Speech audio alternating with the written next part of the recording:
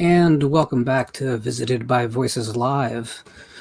Hey, it is the Monday in February where I've chosen to do a Just Talking genre, which is the show where I just kind of spew nonsense to whatever questions you guys ask me, or talk about anything that's on the top of my mind for as long as you'll have me.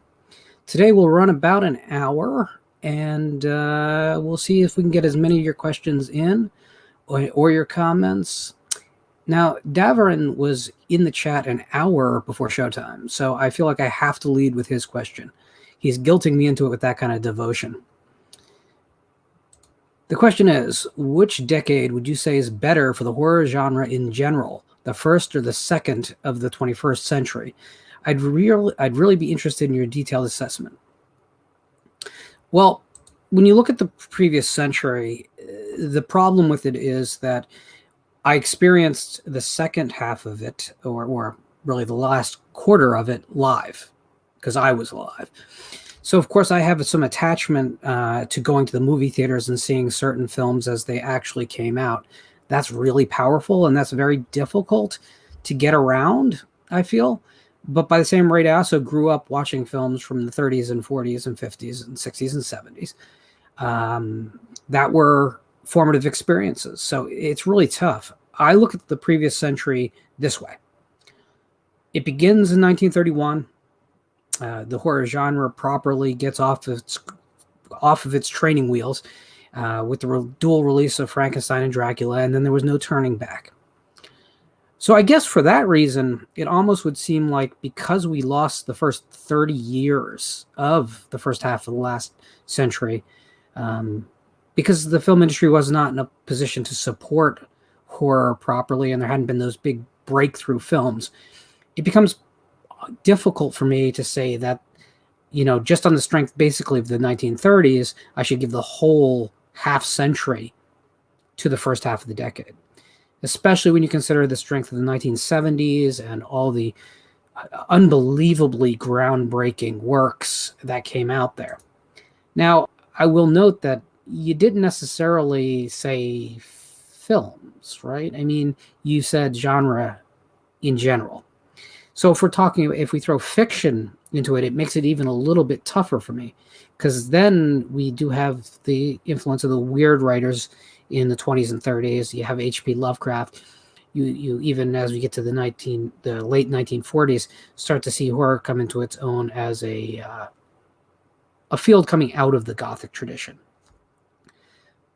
But in the end of the day, I'm going to say that, and the one other thing is I'd say the early part of the century also has EC Comics going for it, right?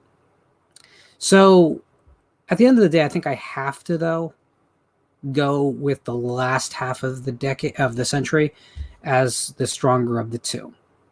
That said, if there wasn't 30 years where basically the horror genre wasn't yet off its feet, it might be a different picture. But as it stands, it's hard for me not to go with 1950 to 2000 as being overall stronger. I don't think that's going to be controversial. I just think you guys are going to be surprised to hear me say it. Let's see. We got a bunch of people saying hello out there. Hayden's saying hello. Sean McManus is saying hello. Gypsy Warrior. Jeff Overing. Daily Ghost is out there. How you doing, Ghost? Yeah, Jay the Stingray is out there. How you doing, my man? Hopefully I'll catch up with you later tonight. So I wanted to just start off, and if you guys want to just throw questions up, I'm absolutely cool with that. But okay. Well, here you go, right? This is actually where I was going, Ghost. So over the last 10 days, I've seen 2 films in the genre in theaters, and I'm going to talk about both of them a little bit, as well as filter your questions in there and all that. We can have whatever conversation you guys want, but the first definitely is Saint Maud. Saint Maud was my most anticipated film of 2020, and one of my real frustrations is that Saint Maud was due out right as the pandemic really hit its stride. So it was really the first like big casualty of the horror schedule last year. So if things had just been a little bit more reasonable for a couple more weeks, we would have gotten Saint Maud in 2020. That would have definitely affected my best of the years list. And I'm going to tell you right now, it might have ended up topping it.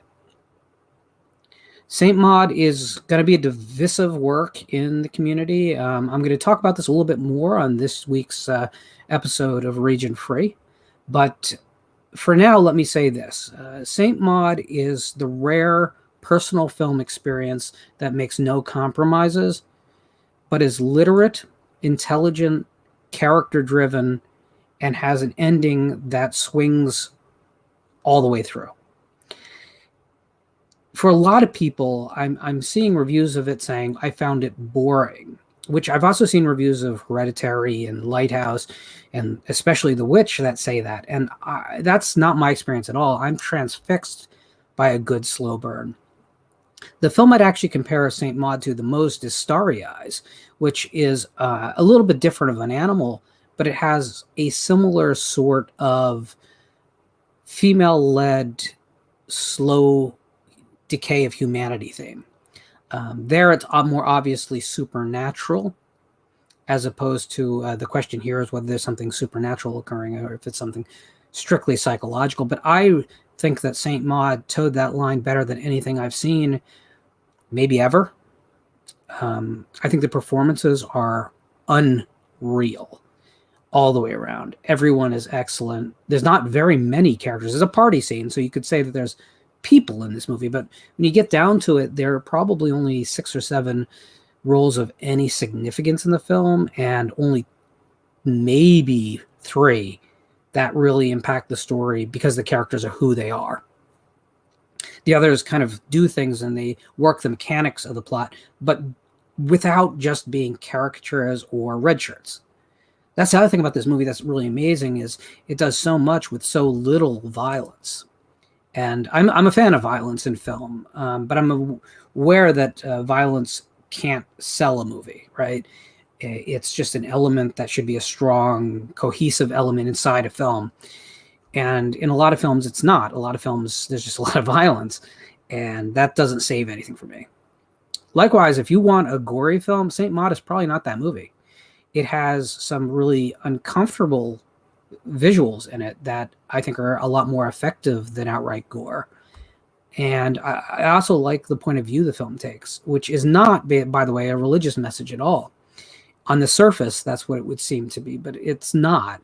It's really talking about loneliness. That is the core theme of this film, which I think is such a great exploration to come after all the films we've had about grief over the last couple of years that have been so great. Again, films like Relic and Dark and the Wicked and Empty Man, which were these films about grief. And now Saint Maud comes in, has a film about loneliness, which is another underrepresented theme in horror, but fits so perfectly.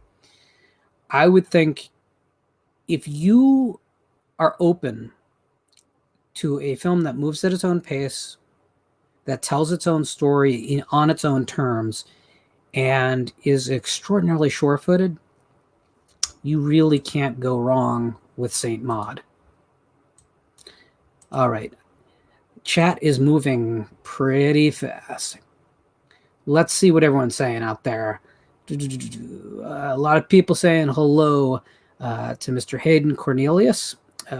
Hayden's channel, if you do not already belong to it, or if you're watching this on rerun and you come across and say, who the hell is Hayden Cornelius? Hayden is an important member of the community. He may be recent to the fight, but he's bringing a lot of content, and he's not strictly horror, but I think that's a healthy thing. He loves horror. He'll tell you he loves horror, but he's a personality beyond that, and he brings a lot of cheer to a lot of people. So definitely go over there and sub to his channel and watch all the madness he gets up to. So Jeff Overing says, just watch the original Frankenstein. Love that movie. Well, don't stop there, sir.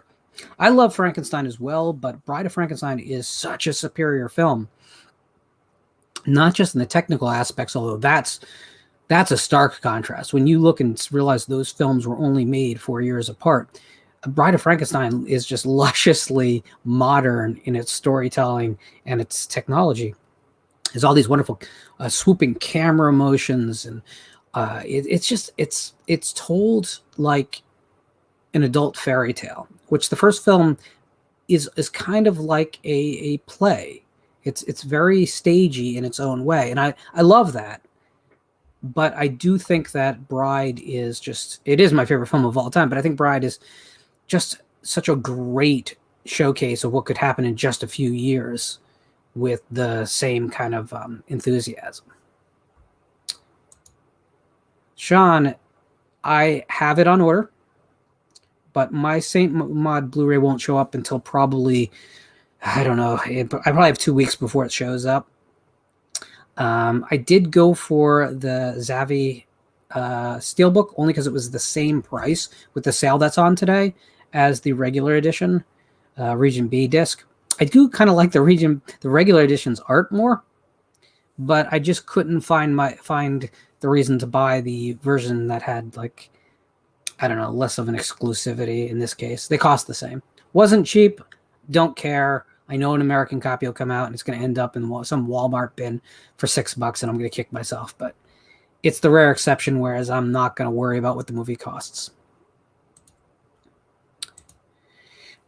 Sean also says it was his favorite film. It was his favorite film of 2020. Well, it would have probably been mine too. But guess what? You know, we all got bit by a different kind of bug this year. Gypsy Warrior says, would I like to see an Avenger-style film with Universal Monsters? Well, that's what the Dark Universe was trying to do, sir. Or ma'am. I really don't know. Okay, here's this. I guess I'll just say this. I didn't dislike the Tom Cruise Mummy movie. I don't love it, but I think it's actually in many ways more respectful than those Brendan Fraser films are to the original Mummy series. At least the Mummy was I don't know. At least it had a serious tone to it and wasn't just like an Indiana Jones riff. There's stuff I don't like about that movie quite a bit. I don't like that they did the American Werewolf sidekick friend back from the dead thing. It was not great. And all the trying to work on future films before you told this story by having the, I don't know, the framing elements for future films is dumped in the middle of this one. And I don't think that's great. Certainly I wasn't really looking forward to everything that they were lined up to do in Dark Universe. Johnny Depp is always a deal breaker for me. I just will not watch a Johnny Depp movie. And he was going to be the Invisible Man for that universe. The only good thing, I guess, is he wouldn't be on screen a lot. But they would have they would have found a way around that. But I would rather see individual takes on the monsters, and then if we have enough successful takes, bring them together the way the old franchise did. But remember, we did have the Avengers-style Universal monster movies. Frankenstein meets the Wolfman, House of Frankenstein, House of Dracula. They exist. House of Dracula is a pretty rough watch. We never got House of Wolfman, which apparently was at some point at least discussed. But Jacob says, Mod was quite good. I tempered my expectations and ended up digging it. Let's hope Antlers finally gets released sometime this century. Antlers will get released. I suspect that's a film that unfortunately may get dumped to a streaming service, though, or do the day and date with a streaming service. The only thing going in his favor is his budget's low, so they can hold on. But everyone has to understand that when the way this works is that when a movie is financed, it's financed not out of pocket necessarily. It's very much like if you had a loan out there, and you eventually have to pay more later. And the analogy is a little bit weird because you're talking about different producers who are owed different cuts at different timetables. But the reality is you can't just keep a film from release forever, but you'll risk losing a big part of the pie for some very specific producer partners if you just go to streaming. Antlers is the kind of film that probably can go to streaming and it still make money for everyone involved. But something like Godzilla versus King Kong, that thing is pretty much doomed to lose money now because it's going to do the day and date digital and theaters. And that's unfortunate. That's definitely unfortunate. Steak Sauce says, pimpin' ain't easy. Now, Sauce had a stream today. Unfortunately, I couldn't watch it because I had a few things going on as well as preparing for this. I could tell you a story about breaking up a dogfight today, but I'm not going to. At any rate, everyone should check out Steak Sauce channel and his stream from today. He's lost count of them, apparently. That's what he said on his thumbnail. That doesn't surprise me. He did go to Jersey public schools. There's limitations on counting.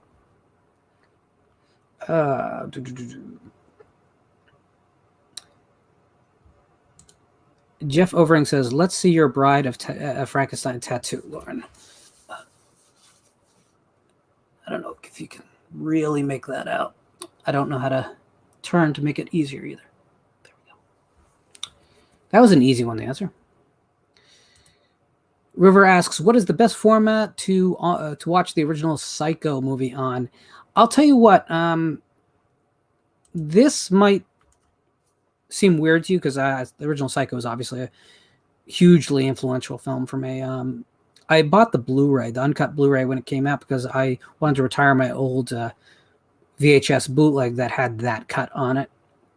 I've owned the film on almost every format it's ever come out, and it did come out on 4K at the same time as well as in a Essentials Hitchcock box that was 4Ks, and North by Northwest is also in that, which I also love. But I went with the Blu-ray because the cost difference was so great. And to be completely honest with you, I've watched Psycho so many times that I don't see myself turning towards it for more than maybe once a year at this point. Do I need 4K if I'm going to watch it once a year? I got a great deal on that disc. I think I paid like $7 for it. So, I mean, I'm sure that UHD 4K disc is the best format to watch it on, but I think there's also an issue of kind of future-proofing yourself. Physical media is going to go away someday soon, and it's not going to be impossible to buy Blu-ray players for a good long time. There's just less 4K players out there, so I'd hate the idea of you have 4K player breaks and you have these 4K discs, and it's either prohibitively expensive or just, too hard to find a player. I guess game players are your best option, people say, but people also say that they don't give you the full experience because they don't have all the proper audio decoders in them. So I don't know. I'm probably not the best one to ask. I'm really happy with that Blu-ray. And I did retire the VHS bootleg of the German cut. Gypsy Warrior says, Ryan Gosling as the Wolfman should be interesting. Yeah. I'm not the biggest Wolfman fan ever. I think the original film is okay, but it's way down my list on the Universal Classics. I mean, it's below Mole People. It's definitely below Captive Wild Woman. It's below most of the Inner Sanctum mysteries. I think part of the problem is that it's, again, very stagey, but it doesn't have the excuse the original Frankenstein has because it was made a decade later. I think Chaney Jr. is really wooden. I don't think he was a great actor at that point in his career. Later on, much later on, like in the early 60s, he would get to be a much better actor. But at that point in his life, it's almost like a television performance from that era. And that always bothered me. I thought Benicio del Toro did a great job with what he was given in that 2010 Wolfman film, but we all know that film is a frustrating mess that sometimes looks great. But Jacob also says, I read Industry by Perry Ruthman and Darker Than Amber by John McDonald. I have not read the Perry Ruthland, and I haven't read that John McDonald either. So let me know how they both were. And Griff is chiming in saying the uncut Blu-ray or the 4K releases are both great. Yeah, I think it just comes down to how often you're going to watch it. I don't believe you have to own it on the best possible format. Everything in your collection has to be the best possible format. Your favorite films, yeah, that makes all kinds of sense. But everything? I don't know about that. I don't know. What have I been reading and watching? Well, we talked about Saint Maud. I've been on a big Giallo kick at home. I just got finished going through all of the Sergio Martino films that I own. I even went, I mean, the Giallos are obviously all very good. If you haven't seen All the Colors of the Dark, it's just unbelievable. Or The Strange Vice of Mrs. Ward, it's just great. I mean, it also got me into watching some of Edwy Phoenicia's other work besides her Giallo work. So I guess I'm pretty locked into her. She's pretty amazing. I wouldn't say she's a Barbara Steele because she kind of doesn't have that kind of range, but she does cut an image on screen, that's for sure. Jeff says he watched All the Colors of the Dark and Torso and thought they were good. Torso is a film that a lot of horror fans think is his best. I disagree firmly with that. The first half and the second half of that film is such a big jump for me, and I think the first half is stronger than the second half. If you want to check out something that's a little bit more, that has that same kind of tonal inconsistency, but I think works a little bit better, even though it's not as gory or as sleazy, The Suspicious Death of a Minor is definitely worth the spin in your player, and there's a great addition from Arrow out of that film. Rivers thanking Griff.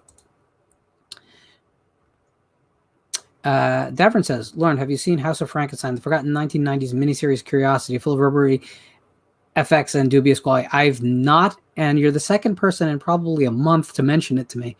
I'm sure I could find it. At the moment, I'm kind of like digging everything else.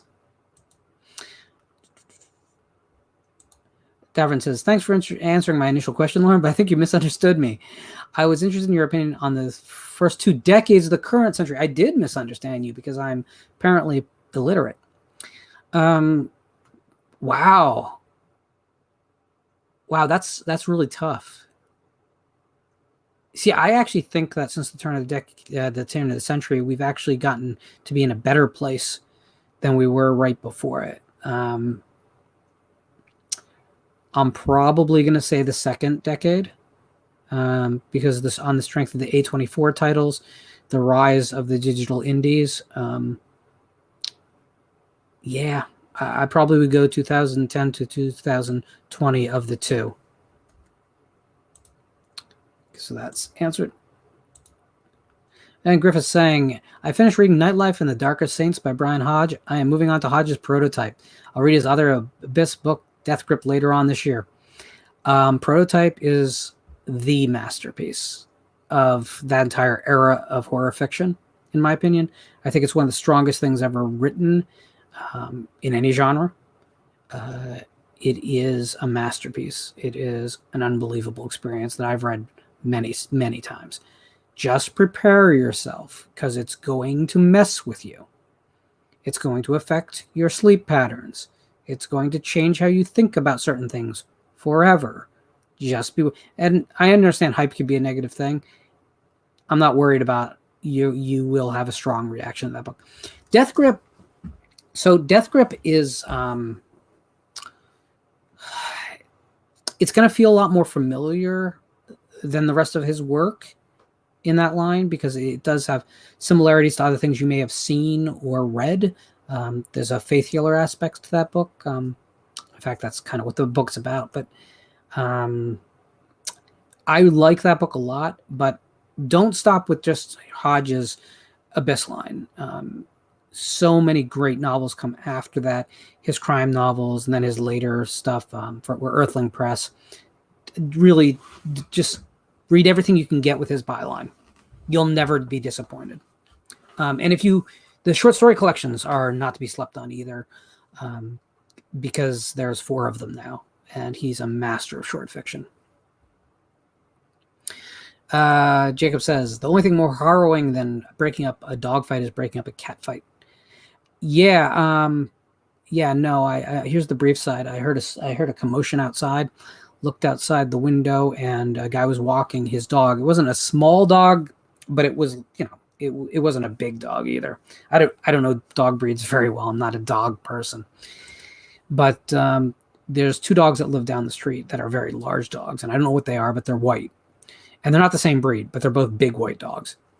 Anyway, those two had gotten free because there's an electronic fence that usually keeps the dogs in, but we have over 2 feet of snow on the ground at the moment, so all that's buried. So the dogs just into the street, and they went after this guy and his dog.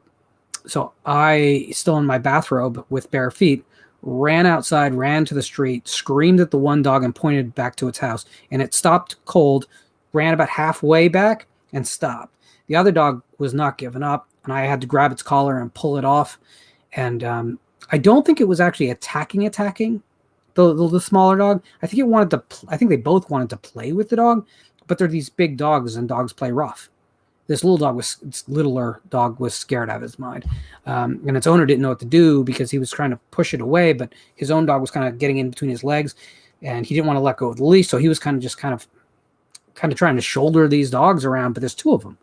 So I ran out there, and I was able to break it up and not get bit or anything, but it was a moment. I'll take a cat fight any day. Usually just scream, and they go the separate ways.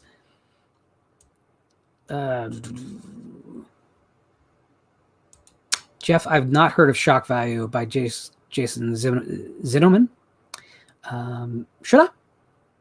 But you know what? I do have something for you guys, since you're asking a lot of lit questions, which I love, by the way, guys. I don't mind talking movies. You know that. I love film, but I don't think there's enough conversation around the books out there. And there's a book coming out next week from a friend of the show, Tim McGregor, who maybe you've read something of his before, maybe you've heard of him, maybe you haven't, but he sent along the book trailers, and I figured I'd share that with all of you.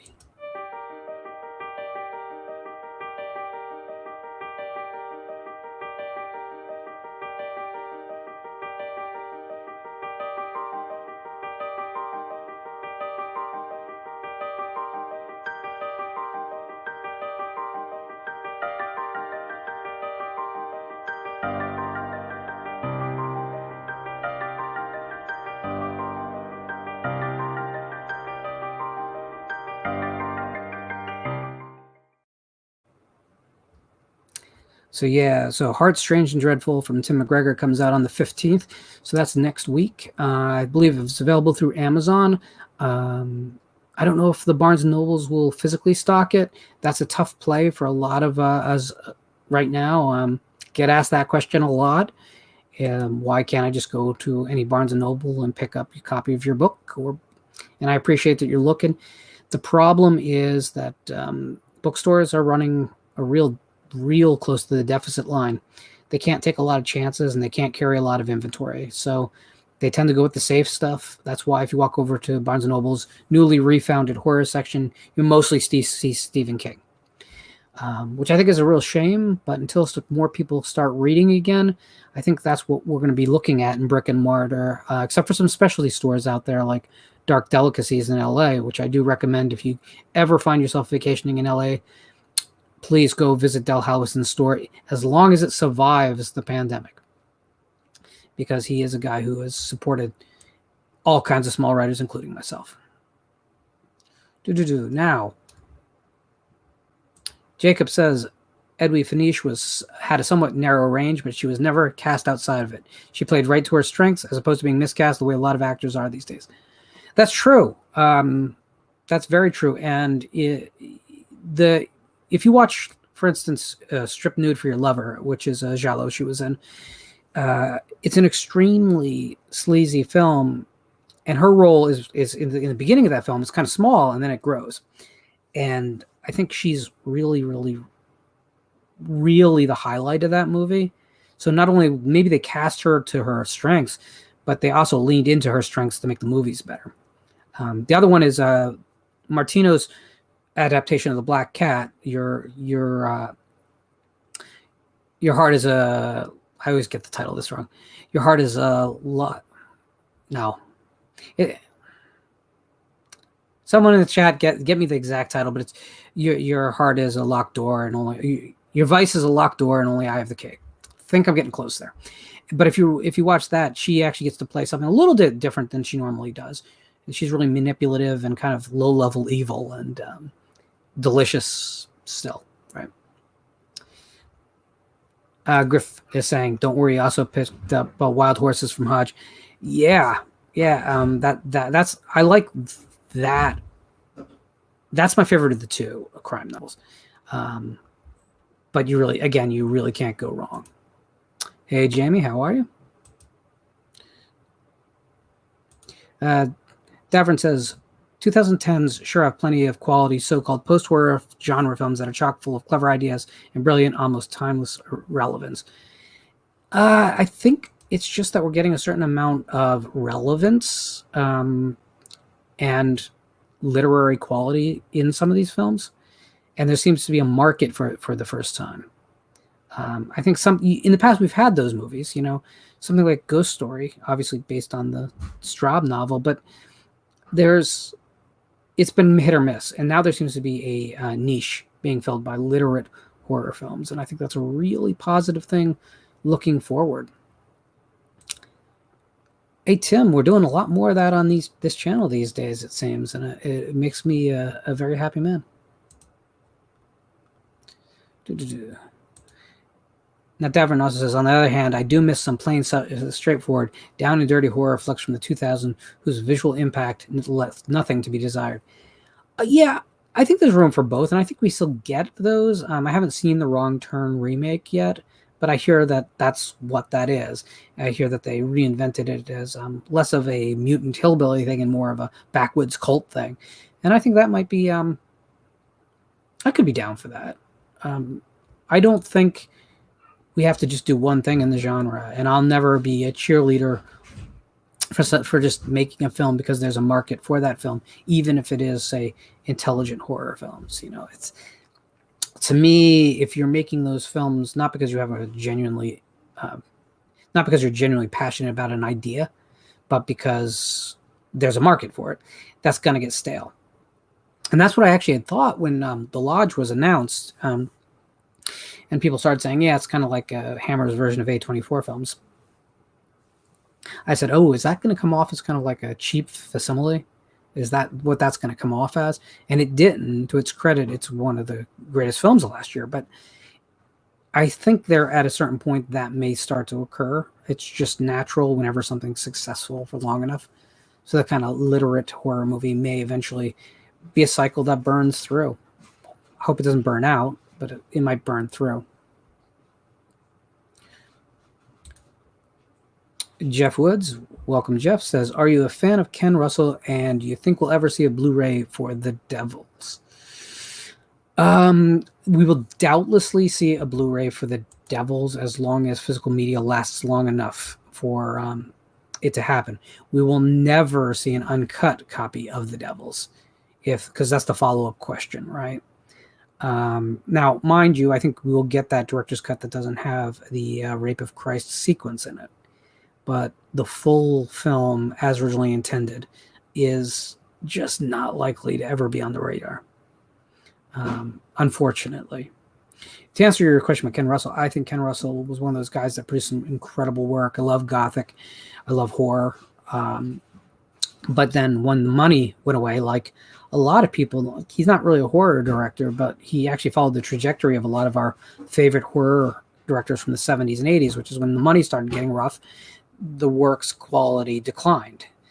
And I don't think there's a lot of blame to go around, except that he probably stayed in the game a little bit longer than he needed to with some of those later productions, which are basically, slightly more artistic, Cinemax jiggler type movies. And it's kind of a little bit sad.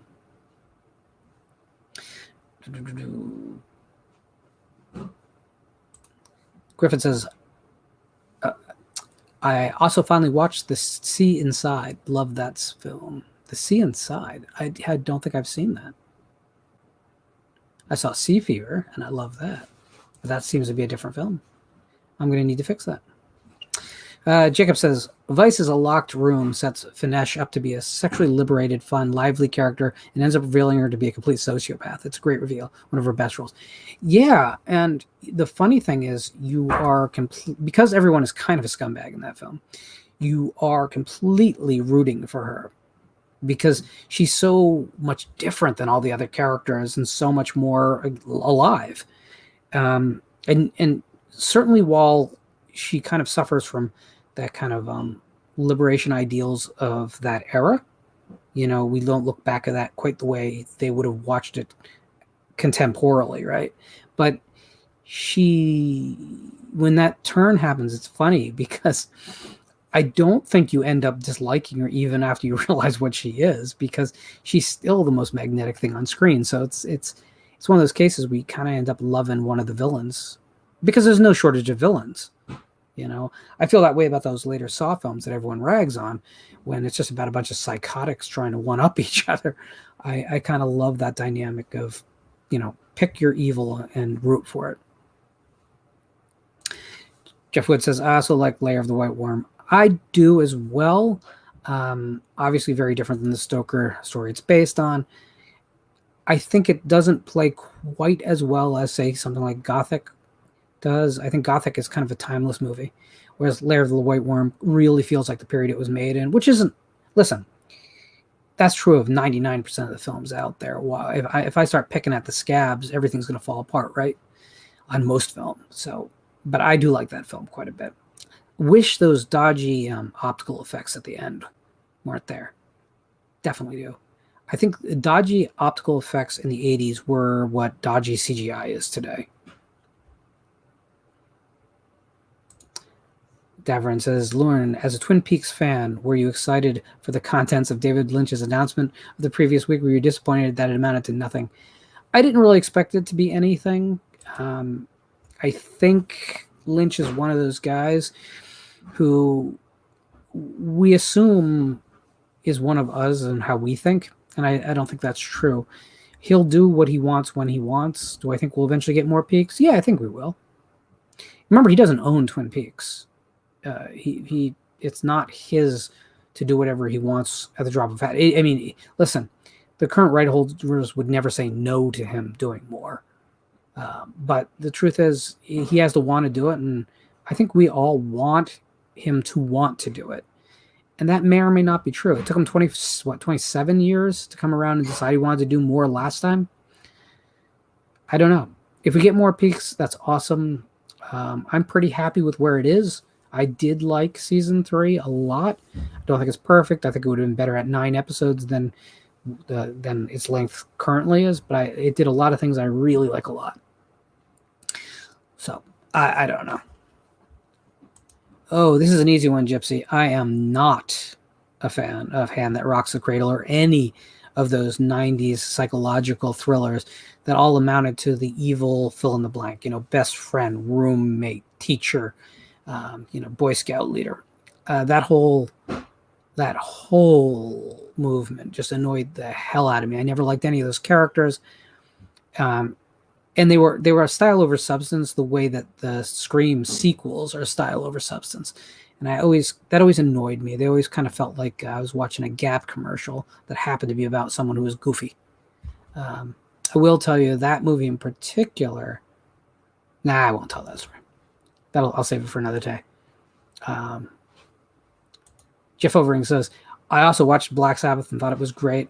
Black Sabbath is great. And the Karloff piece is just classic Baba in every way. It's all good, but that last piece is hard to get out of your skull after you've seen it. Griffin says, I was surprised at how many of his films have gotten released in Blu-ray in the last few years. Always a joy to be able to more easily find a director's work more easily. Yeah, well, you know what? I think we're hitting the point where a lot of, in the past, cult directors are being reevaluated on a wider scale because, if you've been around in the society, your work's been around and it's been viewed on video cassette and on cable, on satellite and on streaming. at a certain point, it's not that exotic anymore, and people can look past the fact that it's really different than everything else out there. Now, there's artists that have a bit more trouble with that. I don't think anyone is going to jump into, Lost Highway or Mulholland Drive from Lynch at the drop of a hat. But in another 10 years, they probably will be pretty comfortable in the zeitgeist. Jamie says she's going to be rewatching Twin Peaks and doing a weekly show about it called Twin Peaks Tuesdays.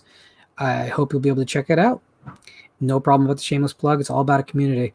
I don't do anything on Tuesdays anyway. Tuesdays are definitely a day I don't plan on actually scheduling anything anytime soon. So I do Mondays and Fridays currently, and I might guest on a few people's shows in the meantime. I do about one region free a month or so. So by all means, Jamie. Mr. Christian Hannah Horror says that Twin Peaks season 3 was his favorite. I can see that. The first half of season 2 is my favorite of the television side of Twin Peaks, but Fire Walk with Me overall is my favorite thing that bear the Twin Peaks moniker. Davern says, was Toolbox Murder Tobe Hooper's last decent genre film? I'll go beyond that. I think it's his last. Toolbox Murders is Tobe Hooper's last great film, period. I think it is a great film. I think it's a better film than anything he produced during his Canon years, even. I think it deserves a reevaluation from a lot of people. So many remakes were coming out in those early days of the remakes wave, and that one kind of flew under the radar. It played about 6 screens in America and then went direct to video. So I think a lot of people just assumed it had to be, it had to be crap because it was a remake that didn't get a real release. And they thought it had to be crap because it was a fading director towards the end of his career. Crocodile had come out just before that, I believe, and it was a bad movie. So I think a lot of people went into Toolbox Murders really cynically. I don't think that film deserves it. I think it's a really sound supernatural slasher / beyond as haunted house film, and I think it deserves a lot more love. I should do an autopsy on it. That's the truth.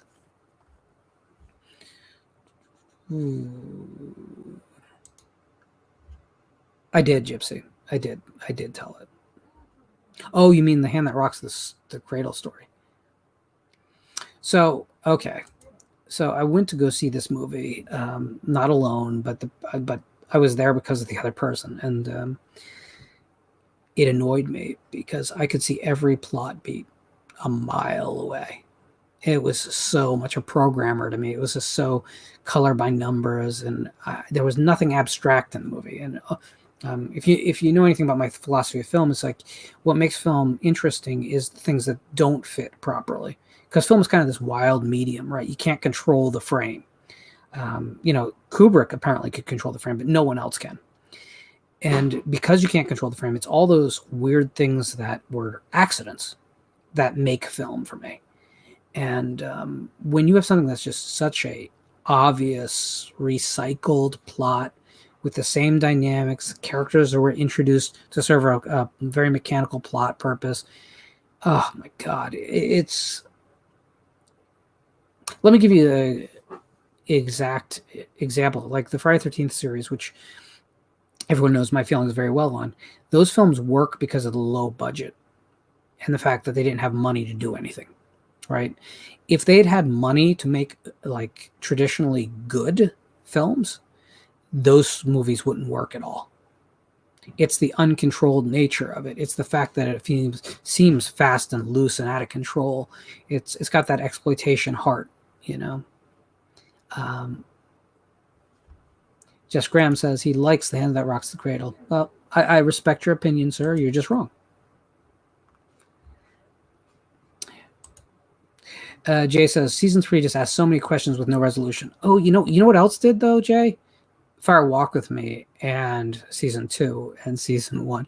It's kind of the Twin Peaks thing, is to ask more questions than you ever answer or ever intend to answer. And I can understand that that's not going to be everyone's cup of tea, but it kind of is what Twin Peaks is. No, Gypsy, I don't like Single White Female either. And that's the film where I called the dog going out the window before it happened.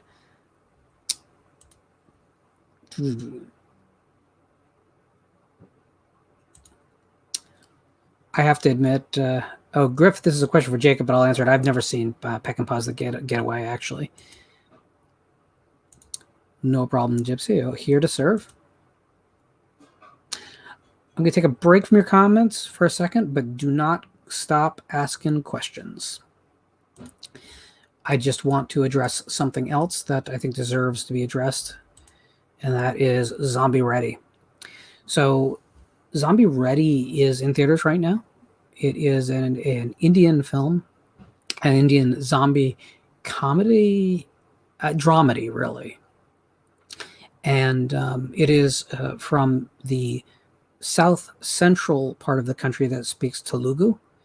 They have a burgeoning film scene there. That it's not as pronounced as the Tamil-speaking scene to the south of them, but it is starting to get to be a real player, not just in India, but in the entire world. And this was a big deal. This movie is getting real play out there among the audience that likes Indian cinema. And the thing is, this film has so much heart to it. Now, I'm not a big fan of horror comedies, and the comedy here doesn't work for me. I'm just going to tell you that outright. But what's so great about cinema from parts of the world that don't have the kind of, I don't know, weighed down traditions that Hollywood and Bollywood and England and Germany and France have, is that they're willing to take chances and they're willing to tell new unconventional stories. And that's definitely the truth here. This movie is crazy. This may be the most insane narrative you could watch this year. And the cultural differences are minor. You'll understand it all, even though it's not like where you live. By the way, the title, Ready, does not refer to like, I'm ready to go do something. That's not a misspelling. Ready means it's kind of a family feud, a family war. So when you have two large factions, two families that are feuding with each other openly, like warfare, like killing each other, that's what it refers to. So imagine a town where there's a wedding going on, and there's these two families that hate each other, and they're trying to sabotage and literally kill the patriarchs of each family. And oh, by the way, there's a zombie outbreak. And it's a pretty amazing film that brings all of its elements together really well. I had a lot of fun with that. I thought all the performances are a lot of fun. They're all very earnest. If you know anything about Indian cinema, you'll know that you have to realize that they're not cynical like we are. So sometimes it feels a little bit on the nose, but I kind of love it because you feel like you're watching something that was crafted by human hands and people cared about. So I'm going to suggest that you go out to the theater for Zombie Ready, or when it becomes available, I believe it'll be a Amazon Prime movie. I believe it's looking at, I think I saw June, which seems really far away. I'll keep you posted, but I really liked this movie. It was absolutely insane and surprised me so consistently with all the madcap things it did. And again, the comedy didn't work for me. Everything else worked like a charm for me. Let's see what's going on in the chat. I have to go back up here.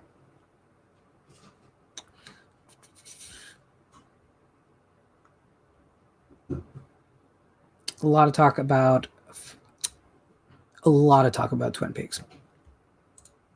That's the primary thing we got going on there. And I'm not really going to address Twin Peaks too thoroughly here. At some point, I do want to do a show where I'll bring a few folks, including, I think, Jamie and maybe Cam, if we can round him up and do a discussion about Twin Peaks and its relationship with the horror genre. I understand some people don't feel it fits completely in the genre, and I'm not sure I think it fits perfectly in the genre, but it also undeniably has characteristics of the genre in it. So Deligo says, Lynch never gives you what you want, but gives you what you need. And I love him for it. So, the way I've come to think about Lynch's films are, I don't dream often. And I know that's weird, but you don't get to control your dreams, right? You go to bed and whatever happens in your head happens. I feel like Lynch films are kind of like that. They are really just kind of dream logic, and if you want to control them and fit them in a narrow little box of what you consider acceptable drama, yeah, they're going to fail. Okay, they're going to fail, and there's no stopping that. But if you really embrace the idea that you're watching a vision, and if you go along for that ride, I think you're good. I will say though, a lot of people just say, "Oh, it's just he's just doing things to be weird." He's just, and I don't think that's true. I think he's much more conventional storyteller than people give him credit for. He's not just creating a weirdo, bizarro YouTube video. He's much more of a real storyteller and filmmaker than that. But by the same rate, he embraces abstraction at a level that a lot of people just react badly to, I guess.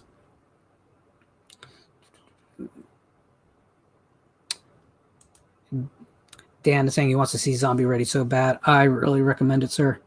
You're going to have a ball with it.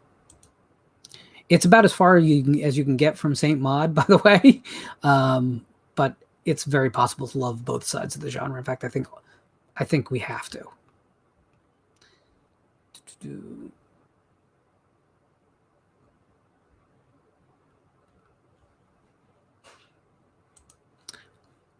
Gypsy says, have I read any of the Friday the 13th comics? The one story called How I Spent My Summer Vacation is very touching.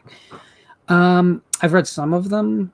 I think they were always frustrating to me because the covers always were like gorgeous, and then the inside art tended to be very, very bad, and that really put me off. I did read, and I do own some of them. It's not something I collect, and I don't see. I'm not a huge comics guy. Period. I don't know. Jay the Stingray says he doesn't know if he will ever be zombied out. I'm down for a zombie film the same way as I'm down for a slasher film or a haunted house film or a possession film. But you can lose me just as easily because there's so much competition. Like, if you're not great, I'm not probably ever going to mention you because there's so many films in your subgenre, right? It's not worth sitting down to watch a mediocre zombie film or a mediocre slasher or a mediocre haunted house film. You could, because it's too easy to find a good one. So, Jeff asks, do you like Tales from the Crypt? I haven't seen all that much Tales from the Crypt, to be honest with you. I've probably read more of the EC comics they're based on than I have seen the show. And I know it's weird because I just said I'm not a comics guy, but I do have a pretty, I have a box of, Silver Age, I think Silver Age, I'm not a comic guy, horror comics. And I think it was a really interesting forum at the time, and some really serious writers actually participated in those years. So I think I think that I would probably really enjoy at some point streaming through all the Tales from the Crypt, but I'm not making plans to do it anytime soon, simply because I don't want to eat up that kind of time. Dan says, if you could adapt 3 lesser-known horror novels into films, which would you choose? Well, let's look over at the shelf.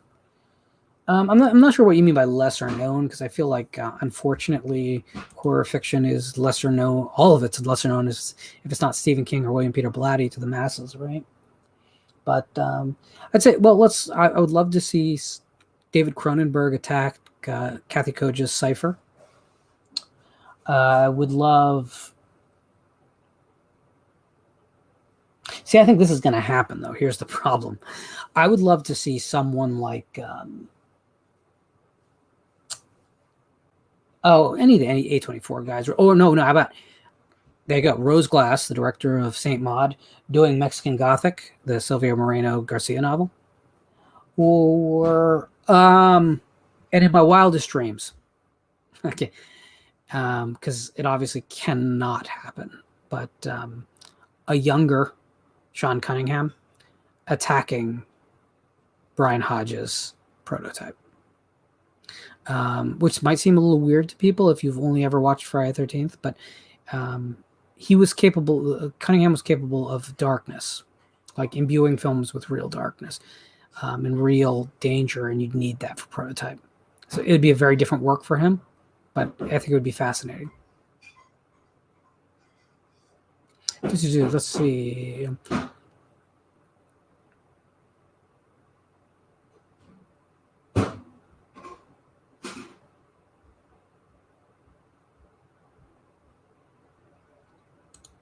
Darren says, "What's your thoughts on Basic Instinct and Fatal Attraction?" There's that scene in Fatal Attraction that wouldn't go amiss in front. They're more of that cycle, man. They just annoy me. I think part of it too is just that those films seem to be quietly shitting on the horror genre. Like, we're better than slasher films, but when it comes down to their final acts, all they got is the horror, like the slasher playbook. So they dressed up their stories a little bit with some bad pop psychology, but I mean, all that stuff just annoys me. I don't know. I know there's an audience for it. I know there's people who love it, but I also don't like to watch a lot of like bullshit films that are based on real serial killers. Like, that's really annoying to me. Henry, a Portrait of a Serial Killer, is the exception that makes the rule, but all those films just seem awful to me. But they know there's an audience that will definitely go for them.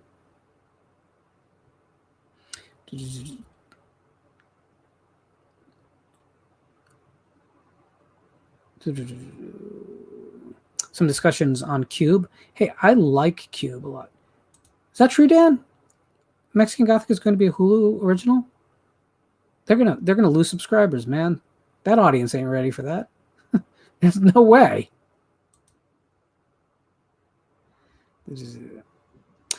And we're coming up on an hour here, so we're just going to go for another 10 minutes or so, and then I'm going to have to bid adieu to all of you. But you guys are so good at keeping these conversations. You really are. You know, when we do the actual community chats, I'd love to see all you guys come in here and face-to-face us have this conversation. I would love it. But the Pumpkinhead franchise, what do you say? I say the first film is really moody and atmospheric with basically a pretty threadbare recycled plot. I mean, it's Dark Knight of the Scarecrow with a monster. But at least it has a lot of style and a lot of gloom and a lot of atmosphere. Second film is Blood Wings is pretty awful. I don't think I ever saw the third direct-to-video film. I think I was burnt so bad by the second, I don't think I was willing to take another hit on that particular glass pipe.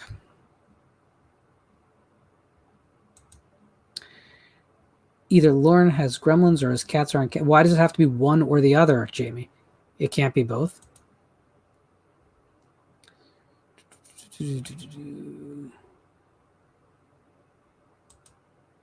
Deligo says, sounds like I need to check out Slipping into Darkness. Haven't heard of it. Slipping into Darkness is an unabashed River's Edge ripoff.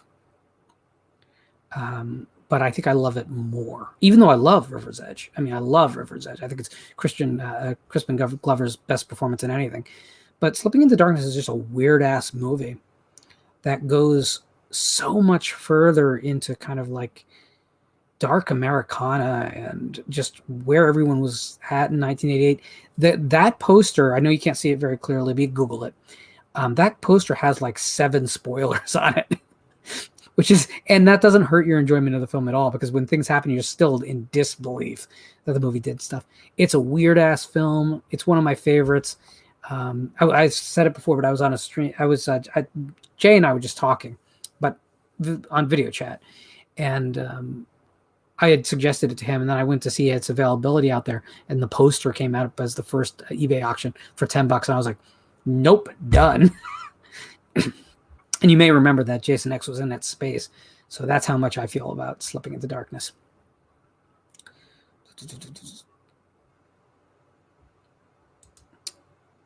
Chris Isaac's Pig Hunt, what's going on there? No idea.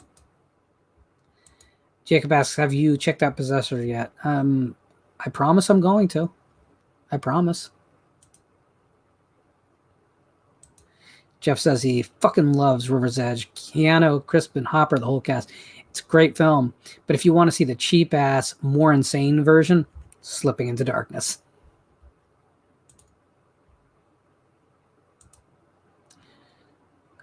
Oh, you see, you confused me because it's Jim Isaacs. It's James Isaacs, not Chris.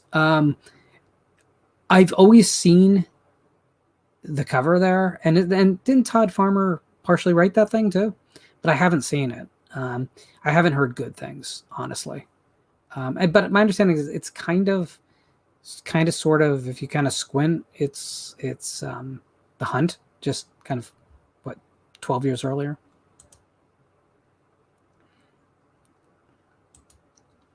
Deligo says he loves the first half of Explorers. I remember seeing it as a kid, but I don't remember the movie. I remember renting it. I remember watching it. I don't remember the movie itself. And I don't suppose I should go back to it because I'm not going to enjoy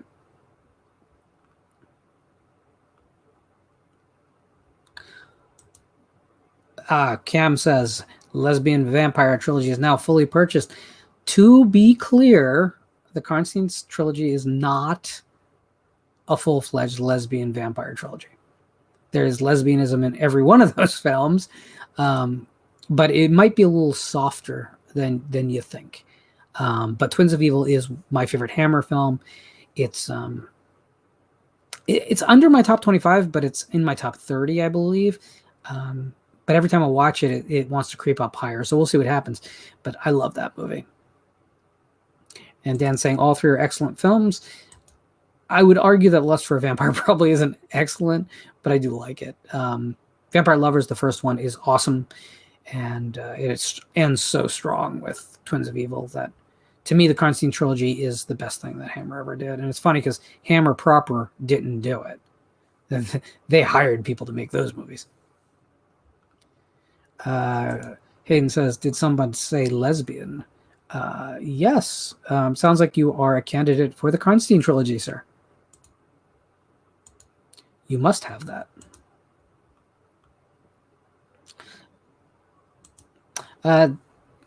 Davern says, when do you plan on having Ramsey Campbell on as a guest? I'm really keen to check him out. I've read some of his work and found it truly good. Here's the deal with Ramsey Campbell. First off, I want to say Ramsey has been awesome in the whole run-up to the show. He's coming on Monday the 22nd, but the problem is time zone and some personal obligations. So don't worry, it's happening. This one is 100% happening, but it's a morning show. I'm going to be talking to him live at 9 a.m. in the morning.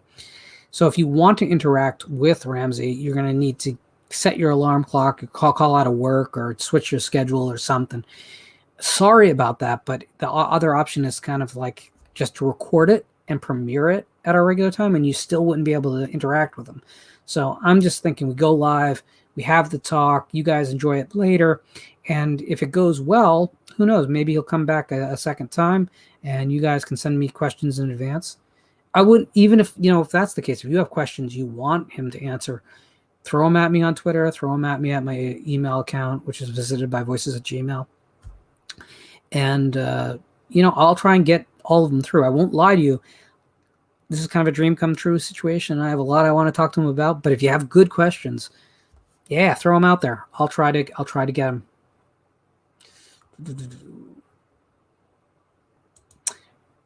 Jacob says, best motorcycle helmet killer movie. What have they done to your daughters? Strip Nude for Your Killer, Nightmare Beach, or Night School?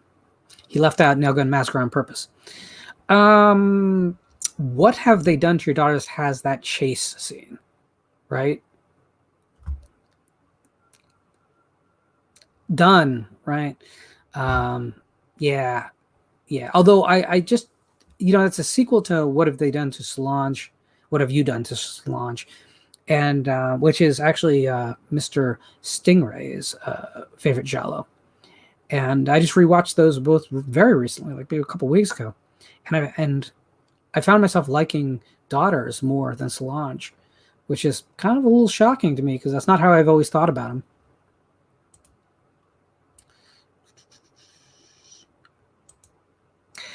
Jeff Wood says, looks like Slipping Into Darkness is available to stream on Amazon. Go for it, man. It's a weird-ass film. It kind of has the... it's so hard to describe. It kind of has the aesthetic of Miracle Mile, but it's a ripoff of River's Edge. It does not seem weird. It is. But there's less... But everything about that movie is weird. I love it.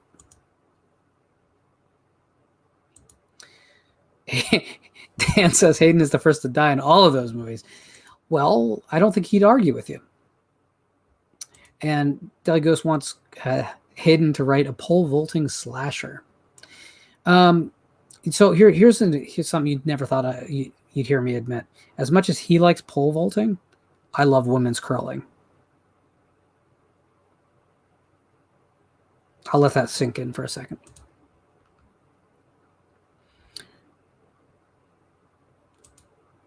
I've not.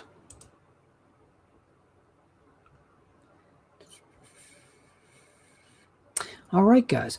So it looks like we've pretty much reached the point where I'm going to say goodnight to y'all. But I want to say, like, these shows are always the ones I always think they're going to be disasters because I don't think I can fill up this time alone. And you guys always come through. Always. We had a ton of people watching this show tonight. I mean, at the high point, I think we had over 30 of you out there, and that's kind of blowing my mind. You might be seeing different numbers than I do. I don't know. I do want to mention that before I go, that I yesterday did complete writing my next novel, Divide by Zero. That doesn't mean you'll be seeing it anytime soon, because it's a long process from here involving publishers and commissioned artwork and all that. And most of that, 99% of that, is outside of my control. So I can't even give you an exact timetable on what I think might happen. But I wanted to let you guys know that, I'm not going to monetize this channel. I'm not going to ever, I'm not going to have a Patreon. I'm never going to do any of that. But I won't lie to you. When the book comes out, I am going to make a plea for all of you to go out and buy it. Here's the thing. Other creators may just ask you for just, money for the content. I'm going to give you something for your investment if you choose to go along with me. And I promise not to be horrifically, annoyingly obvious about it. I won't beat you up constantly. But by the same rate, I would like to do this for a living someday. I'd like to write and do the show and pay my bills would be a pretty amazing thing. So a day will come when I am going to ask you guys to do me a favor. And some of you in certain cities, I might ask for another additional favor, because I come from the old school world of punk rock where street teaming was a real thing. So we might be doing that. But I want to say thank you and good night. If anyone needs to reach me, of course, you can reach out to me on Twitter. Twitter is just, my handle is just @LaurenDixon. Or you can, of course, just email me directly at visitedbyvoices@gmail.com.